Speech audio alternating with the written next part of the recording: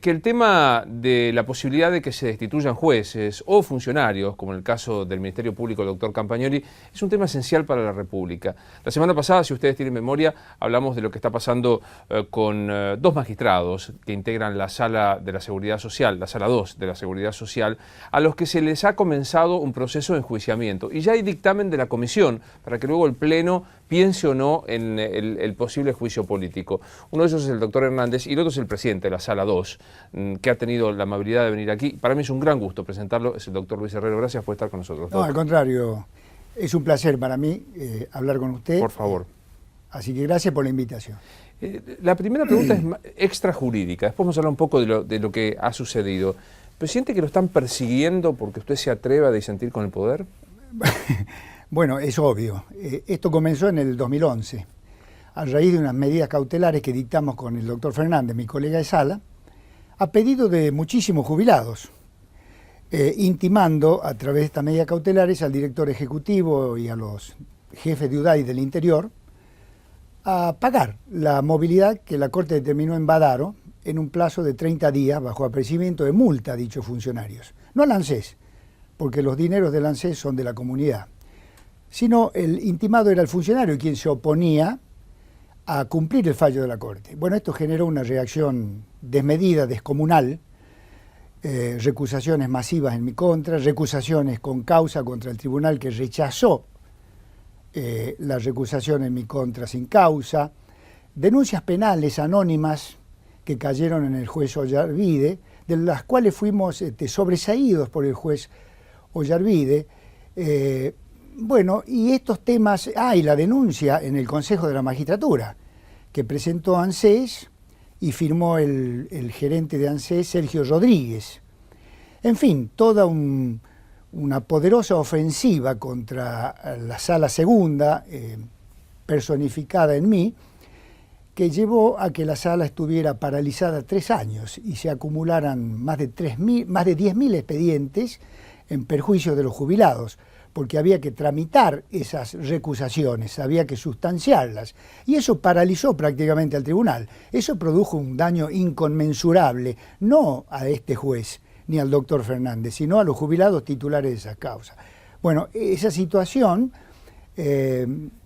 fue lo que yo llamo la plasmación de una persecución como consecuencia de que 2 jueces obligaron a cumplir al director ejecutivo de ANSES y a los jefes de UDAI un fallo del Alto Tribunal de la Nación, nada más ni nada menos que eso. ¿Para qué? Digamos, hacer que los jubilados hagan un juicio de 7 años o más para percibir una movilidad que la Corte ya convalidó en el fallo Badaro. Bueno, como esto es absolutamente informal, está sonando el teléfono, el doctor. Si Lamentablemente. quiere, no hay ningún problema, quédese tranquilo que no pasa absolutamente nada con este tema. Uno trata de no adjetivar cuando cuenta un hecho que objetivamente tiene inconsistencias notables, y esto es opinión, ¿no? Digo, pero le hago una pregunta antes de entrar a la causa particular y que puede sonar a adjetivación. ¿Se siente un perseguido político? Bueno, sí me siento un perseguido político porque sin duda esta causa, la 115 del año 2011, que tiene un dictamen en contra, por mayoría, por 5-4, es realmente grave, porque se pide ahí la promoción de un juicio político, la acusación de mal desempeño en aras a la destitución y antes que eso a la suspensión inmediata en mis funciones, no tanto en mi contra, sino también en contra del doctor Fernández, el otro colega que también firmó estas medidas cautelares. Es sin duda gravísimo, porque consideramos nosotros que es una injerencia hacia el Poder Judicial, afecta a la división de poderes, porque nosotros hemos dispuesto esas medidas en base a la normativa procesal vigente, son actos jurisdiccionales que solo la Corte Suprema de Justicia puede revisar, de hecho están apeladas ante la Corte, y sin embargo nos han investigado 2 auditores, que son 2 funcionarios, un prosecretario letrado y otro prosecretario, un secretario nivel de Corte, que han elaborado un dictamen y han determinado que nos hemos apartado del artículo 195 del Código Procesal, y en base a ese dictamen, bueno, nos imputa la comisión por mayoría de 5-4. Eso, por supuesto, consideramos que es una presión muy fuerte y contra el Poder Judicial, contra la Administración de Justicia, que obviamente tiene que tener toda la libertad. Claro. Y la amplitud para cumplir su cometido constitucional. Digo, en este 5-4 hay dos votos que no son menores para leerlos políticamente. Uno del viceministro de Justicia, que es Julián Álvarez, y otro de Eduardo Guado de Pedro, que representa a uno de los sectores con más trascendencia, que es la Cámpora. Digo, o sea, parece, más los otros tres que responden al Ejecutivo, digo, no parece una cosa menor que 5 personas casi enroladas con el modelo sean los que aconsejen el juicio. Claro, el doctor Guado de Pedro es el que tiene a cargo este expediente, el nuestro, el 115-2011. Antes estaba a cargo de la diputada Estela Maris Córdoba, de la provincia de Santiago del Estero. Ella cesó en su mandato, ingresó Guado de Pedro y él tiene la causa nuestra en estos momentos. Es una paradoja porque en el dictamen de la comisión, que yo le digo son 21 fojas, no se les imputa ninguna violación a una norma de fondo. No se dicen violaron la Constitución, violaron las leyes previsionales. Se arguyen una serie de formalidades que por momentos a mí me da una cierta vergüenza leer esa acusación, hasta incluso cuestiones domésticas con la tercera integrante de la sala que usted preside.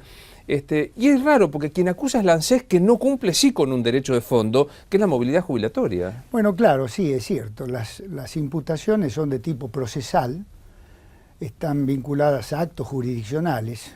La ley del Consejo de la Magistratura preserva la independencia de los jueces respecto del contenido de sus fallos. Esta ha sido la jurisprudencia de siempre del Consejo de la Magistratura. Sin embargo, esas son las imputaciones. Y con respecto a la colega de sala, que es la doctora Nora Dorado de Cubría, que es nuera de la jueza Servine de Cubría, bueno, con ANSES nos hicieron las denuncias en el Consejo de la Magistratura. Fíjese qué casualidad.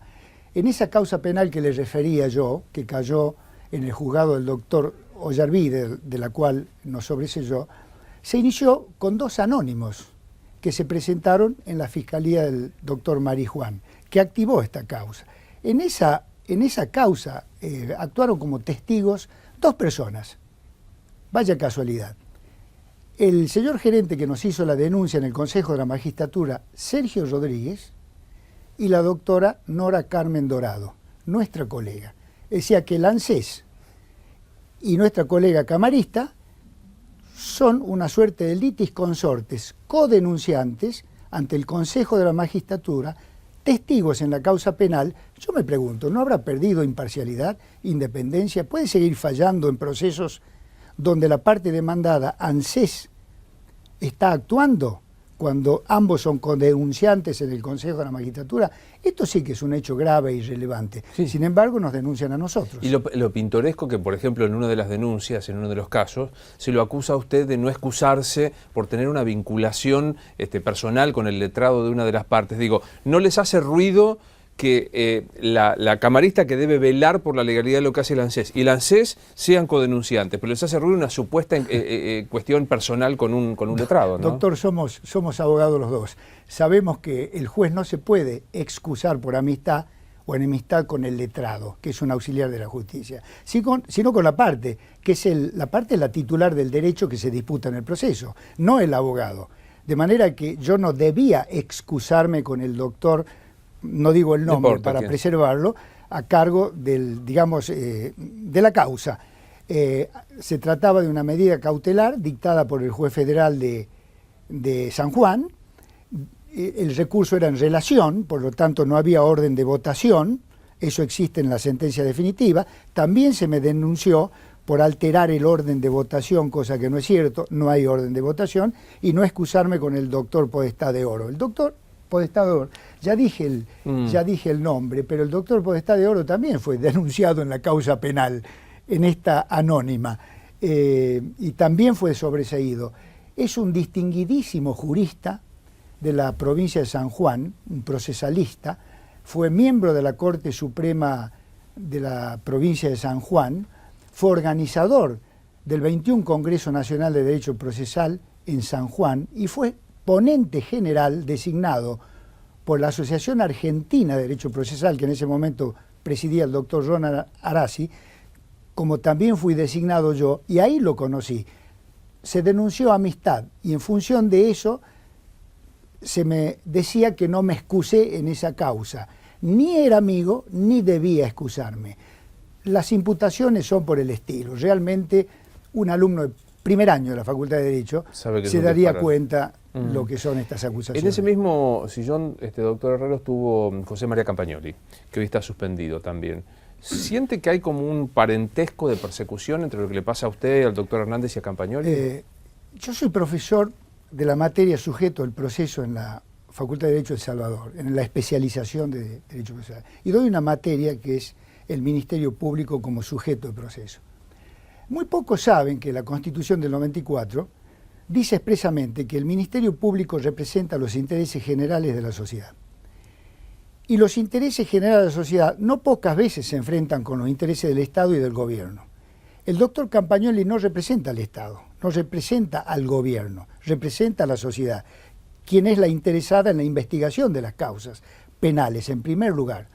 De manera que perseguir al doctor Campagnoli es perseguir a la sociedad. Darle toda la amplitud al fiscal para que investigue creo que es el anhelo máximo que tiene cualquier comunidad, cualquier sociedad. Eso es lo que hizo el fiscal Campagnoli. No conozco la causa, la he leído en los diarios, pero me parece sumamente extraño que esté siendo investigado, a punto de ser destituido, su juicio político iniciado, por investigar en una causa. Creo que eso habla muy mal del funcionamiento de las instituciones y especialmente de la falta de libertad que tiene el Poder Judicial para ejercer en los distintos ámbitos su función constitucional. Tomo esto último que está diciendo. ¿Hay falta de libertad del Poder Judicial? ¿Hay miedo entre los jueces? Hay miedo entre los jueces porque, imagínense, esto es obvio, lo saben todos, los fiscales dirán, si yo investigo demasiado me va a pasar lo de Campagnoli. Si yo procedo como juez con la independencia con que Herrero procede, me va a pasar lo de Herrero. Entonces es obvio que el Poder Judicial hoy tiene ese problema. Y como decía el maestro Couture de Uruguay, ese gran procesalista cisplatino, el día que los jueces tengan miedo, ningún ciudadano podrá dormir tranquilo, y esto es una realidad. Digo, porque no se trata ya de una sala de la Seguridad Social o de un integrante del Ministerio Público, se trata de pensar en la división de poderes de la República. Así es. La función de los jueces es tutelar, resguardar las garantías constitucionales y los derechos subjetivos, constitucionales, convencionales de los ciudadanos, de las personas físicas, personas jurídicas, el Estado, las entes autárquicas, por eso la justicia tiene la venda en los ojos. Esa es la función de los jueces, para la cual tienen que tener plena libertad. La política no debe entrar en la justicia. Cuando la política entra por la puerta, la justicia sale por la ventana, como dice el argot popular. Esa es la función de los jueces, y esa función tiene que ser preservada, resguardada. Por eso hay un artículo de la Constitución, que es una de las responsabilidades que tiene el Consejo de la Magistratura, preservar la independencia de los jueces.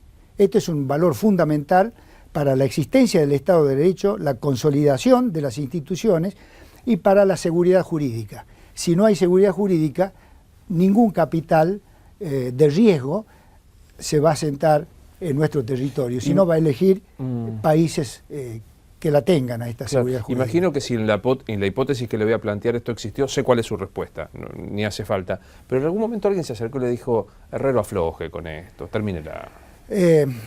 Sí, me lo han sugerido muchos amigos, es cierto, no desde el poder nadie me amenazó directamente, pero amigos entrañables temen por lo que me pueda pasar, que me preserve. Pero yo le digo a mis alumnos algo que no se tiene en cuenta. Cuando los jueces se preservan, algún inocente manda a la guillotina. Porque el juez se preserva frente al poderoso, frente al poder. Entonces entrega al débil.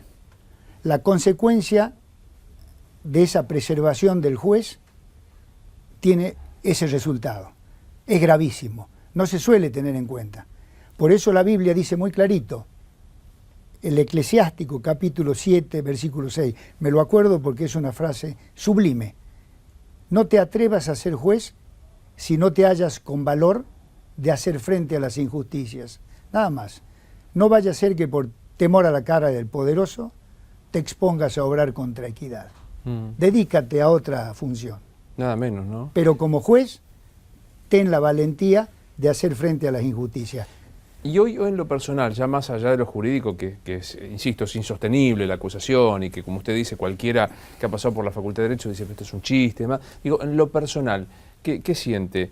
¿Bronca, miedo, tristeza? ¿Qué es lo que siente? No siento bronca.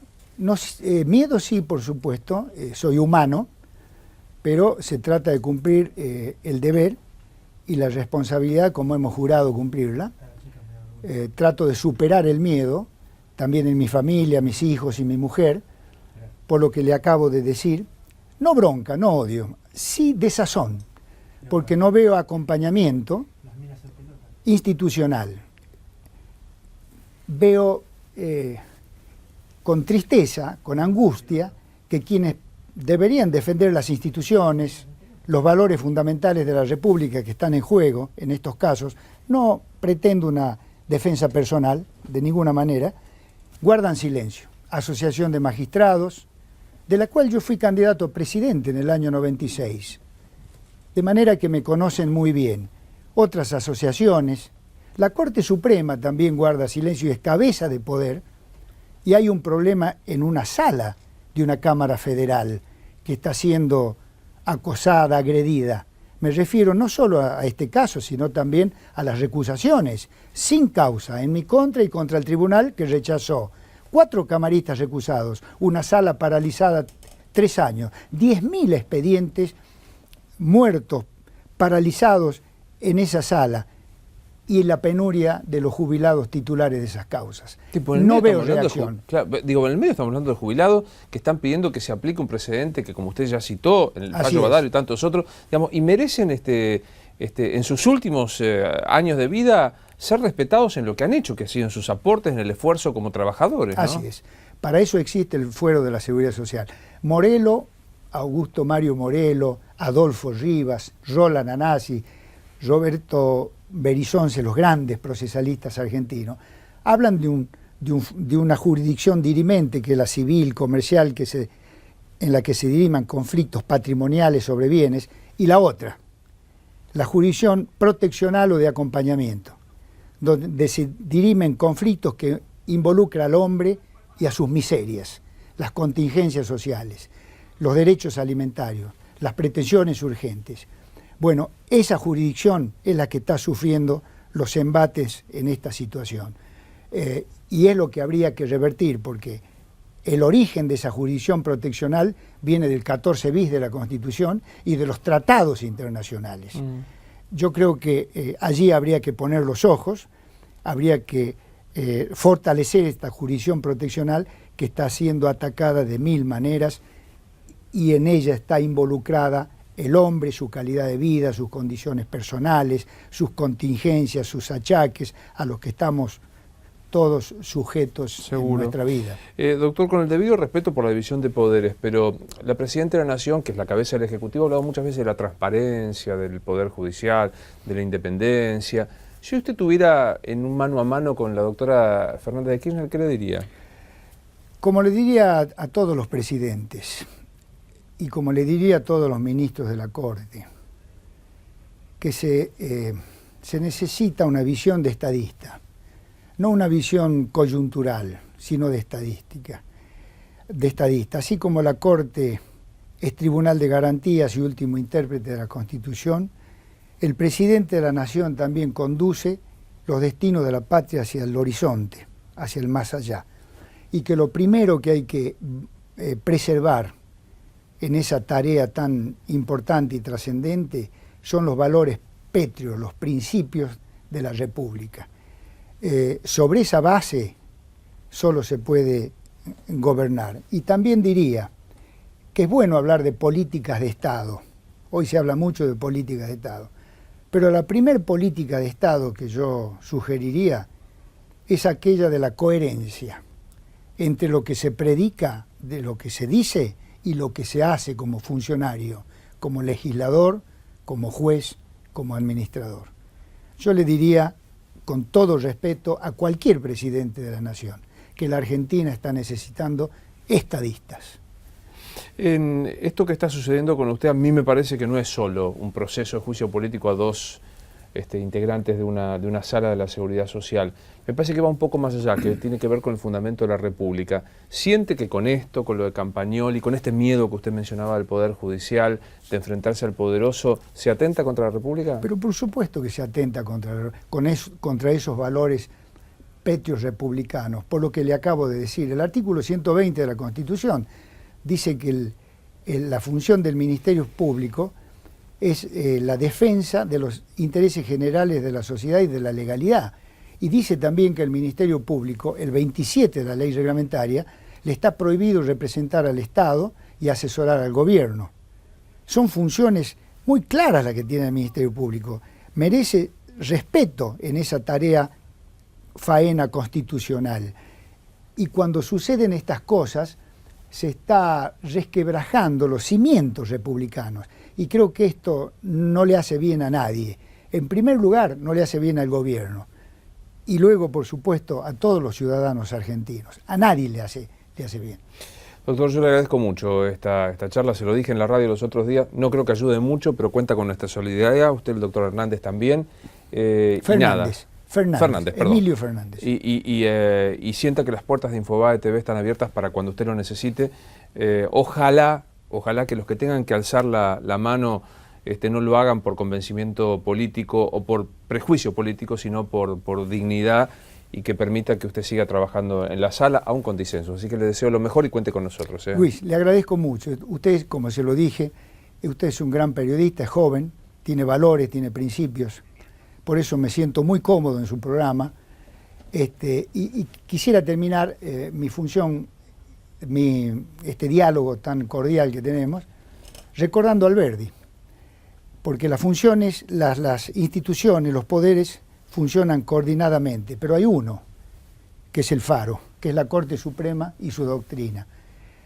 Decía Alberdi que la Corte es el faro que disipa la oscuridad de las cuestiones prácticas, ilumina el camino de la legislación con su doctrina y marca rumbos al gobierno. No hay ninguna república que se sustente y que pretenda tener éxito en su futuro y en su presente a partir del desconocimiento de los fallos del Alto Tribunal de la Nación. Ojalá que así sea, que ese faro alumbre también las conciencias de los que tienen que votar por usted, insisto, y por el doctor Fernández. Luchamos. Gracias por venir, doctora. Gracias a usted, Luis. Por favor. Muy amable. Pequeña pausa y ya volvemos.